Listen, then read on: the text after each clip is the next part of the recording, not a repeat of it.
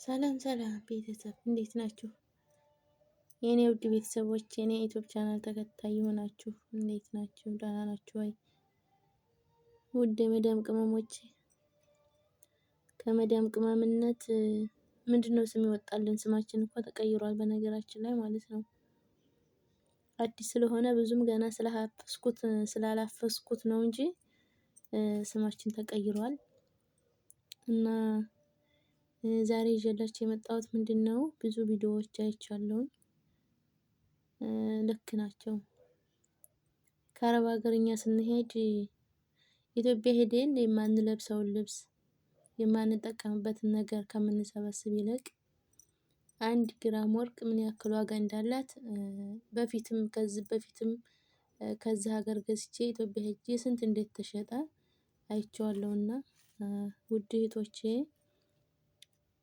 ዛሬ ልላችሁ የመጣሁት እንደው ልብስ ምናምን እያላችሁ ባትገዙ ብዙ ልጆች አላችሁ።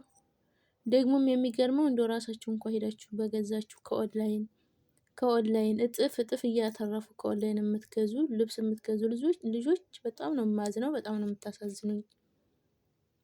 ኢትዮጵያ ሄደን እኮ አንለብስም። ሄዳችሁ የማታውቁትስ እሺ አታውቁም፣ ግን አንዴ ሁለቴ ሄዳችሁ ተመልሳችሁ የመጣችሁ ከዚህ ይዘን የሄድነውን ምንም እንደማንለብሰው እናውቃለን። ግን ለምን እንደማትማሩት አላውቅም። እውነቴን ነው የምላችሁ። እና ልብስ ምናምን ለሰው ስጦታ ለራሳችሁ የምትሉበትን 1 ግራም ወርቅ ብትገዙበት ምን ያክል ዋጋ እንዳለው ምን ያክል በቸገረን ቀን ብር በሚያስፈልገን ቀን ከጎናችን በአሁኑ ሰዓት ካለን አለን ነው፣ ከሌለን የለንም ነው። በችግራችን ቀን ሰው ሳይሆን የምትደርስልን ያቺ 1 ግራም ወርቅ ናት። መሸጥ ብንፈልግ ማለት ነው እጥፍ አትርፈን ነው የምንሸጠው። እና ቤተሰብ ይህን ወርቅ አሁን እኔ የገዛሁት ከ3 ወር በፊት ነው። አሁን በቅርብ ሰዓት ከ3 ወር በፊት ነው የገዛሁት። እጄ ላይ ሳስቀምጠው ብሩ በየትም ሳላውቅ ይጠፋል። እስኪ ልግዛ ልጨክንና ምናምን አልኩኝና ገዛሁኝ። አይደለም 2-3 አመት ከርሞ አሁን ራሱ ብሸጠው ስንት ትርፍ እንደሚያተርፈኝ ልነግራችሁ አልችልም። እዚህ እንኳን ገዛሁበት መልሼ ስሸጠው ማለት ነው ምን ያክል ትርፍ እንደሚያተርፈኝ ሳስበው እንደው እስኪ ቪዲዮ ልስራ ምናምን ብዬ አሰብኩኝ። በገዛሁበት ወቅት በኢትዮጵያ 76,000 ብር ነበር በኢትዮጵያ አስቤው ማለት ነው እዚህ በገዛሁበት። አሁን ግን ስንት ሆነ መስላችሁ? በሶስት ወር ባልሞላው አሁን ሂጄ ኢትዮጵያ ብሸጠው ስንት አተርፋለሁ? 105,000 ብር ሸጠዋለሁ። ይቺን ወርቅ ማለት ነው። አሳቡት እንግዲህ በ3 ወር ውስጥ 76,000 የተገዛ 105,000 ብር ሲሸጥ ስንት ነው ትርፉ ትላላችሁ? እንግዲህ በቀላሉ ማለት ነው። እንደው ቸግሮኝ ብሸጠው ቢያንስ ችግርን አላህ ያዝልን። ግን እህቶች የምላችሁ ነገር ምንድነው? አሁን ይቺ ትንሽ ትመስላለች። 4 ግራም ልትሞላ ትንሽዬ ነው የቀራት። 4 ግራም በሏት 1800 ድርሃም የተገዛች ናት።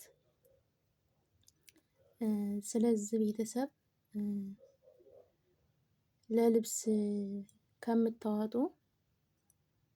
እንደው ከቻላችሁ 1 ግራም 2 ግራም ወርቅ ቢገዛ ብዙ ዋጋና ትርፍ እንዳለው ልነግራችሁ ነው የመጣሁት። ውዶቼ እንዳትሸወዱ ከቻላችሁ በርከት ያለ ትንሽ ከዚህም የተሻለ ብትገዙ። እና አሁን የመጀመሪያ ይሄን ገዛሁኝ እንጂ ወደፊትም ከመግዛት ወደኋላ አልልም።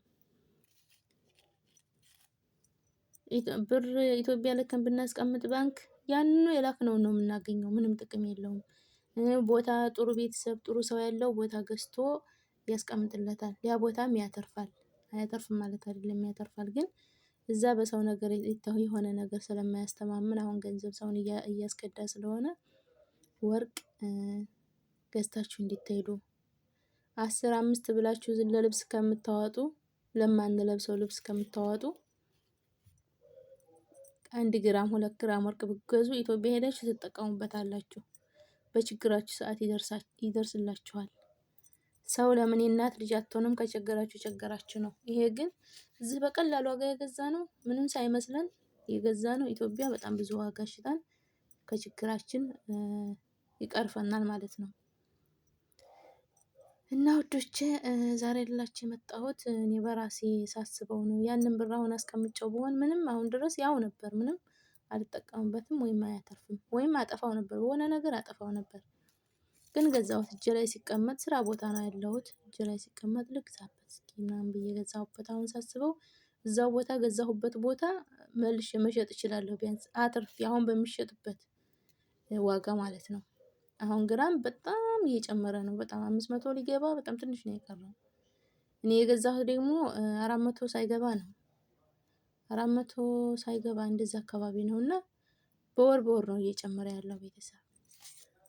ስለዚህ ወርቅ እንዲገዙ ለማለት ነው የመጣሁት። ውድ ቤተሰብ ከፈለኩ እኔ ለመልበስ ነው የገዛሁት። አላህ ችግርን የያዝልኝ ለመሸጥ አይደለም። ግን ያንን ብር አሁን እኔ እጄ ላይ ሆኖ በሆነ እስካሁን አጠፋው ነበር፣ እንደማጠፋው እርግጠኛ ነበርኩ።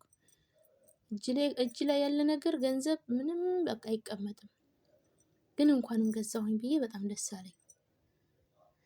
እና ውዶቼ ቢያንስም በቃ ትንሽም ቢሆን ወርቅ እንድትገዙ ነው የምላችሁ። ለዛሬ ይዤላችሁ የመጣሁት ይሄን ነበረ። እና ይሄን ቪዲዮ የምታዩ ሁሉ ሰብስክራይብ፣ ላይክ፣ ሼር እያደረጋችሁ ቤተሰብ የሚሆናችሁ ደግሞ በኮሜንት እንደምትጽፉልኝ እርግጠኛ ነኝ። ቤተሰብም ያልሆናችሁ ሰብስክራይብ፣ ሼር፣ ላይክ በማድረግ እንድትተባበሩኝ እንድታበረታቱኝ እጠይቃለሁ በትህትና የኔ ውዶች። አላህ ከሰው ሀገር ያወጣን፣ ከስደት ያወጣን፣ የራሳችን የሆነ እንጀራ ይስጠን እላለሁኝ። መልካም ቆይታ የኔ ውድ ቤተሰቦች።